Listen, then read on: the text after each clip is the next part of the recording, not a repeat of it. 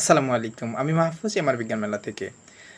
অনেকেই সম্প্রতি দেখা যাচ্ছে যে আল্লাহর সন্তুষ্টির উদ্দেশ্যেই নতুন প্রতিষ্ঠান হিসেবে মাদ্রাসা আ খুলেছেন, ওপেন করেছেন এবং এই কারণে নানানভাবে সেটাকে টিকিয়ে রাখার জন্য আ বিভিন্ন পন্থা অবলম্বন করছেন হয়তো যেটি অ্যা মাদ্রাসার কনস্টিটিউশনের বাইরে চলে যাচ্ছে। তারপরও মাদ্রাসাটাকে টিকিয়ে রাখার জন্য বিভিন্ন ধরনের পদ্ধতি অবলম্বন করতে হচ্ছে।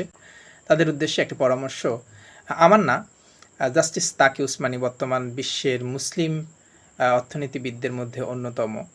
তো তিনি তার দাদা তাকে ওসিয়ত করে গিয়েছিলেন, একটি মাদ্রাসা তিনি প্রতিষ্ঠা করেছিলেন এবং সেই মাদ্রাসা সম্পর্কে যাতে কেউ কনসার্ন না হয় এই কারণে তিনি একটি ওসিয়ত করে গেছিলেন। চলুন দেখে আসি সেই ওসিয়তের সারাংশ। তারপরে কিছুটা কথা বলব। চলুন। मैंने मदरसा खोला है, कोई दुकान नहीं। मदरसा हर कीमत पर चलना मेरा मकसद नहीं है। मेरा फर्ज सिर्फ ये है कि मैं अपनी पूरी कोशिश करूं। लेकिन अगर कोई इंसाफ और सही तरीके से चलना मुमकिन ना हो तो उस वक्त मदरसा बंद कर देना चाहिए, क्योंकि मदरसा असली मकसद नहीं, असली मकसद है अल्लाह की रिजा। और अल्लाह की रिजा उस वक्त हासिल होगी जब मदरसा को सही निजाम के मुताबिक चलाया जाए।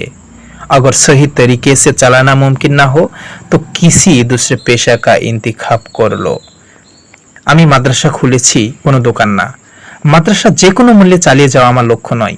আমার দায়িত্ব শুধু এইটুকুই যে আমি আমার সর্বোচ্চ চেষ্টা করব।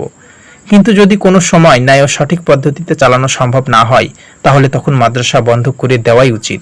কারণ মাদ্রাসা আসল লক্ষ্য নয়, আসল লক্ষ্য হলো আল্লাহর সন্তুষ্টি। আর আল্লাহর সন্তুষ্টি তখনই অর্জিত হবে যখন মাদ্রাসা সঠিক নিয়মেই পরিচালিত হবে। যদি সঠিকভাবে পরিচালনা করা মাদ্রাসা সম্ভব না হয় তাহলে অন্য পেশা বেছে নাও।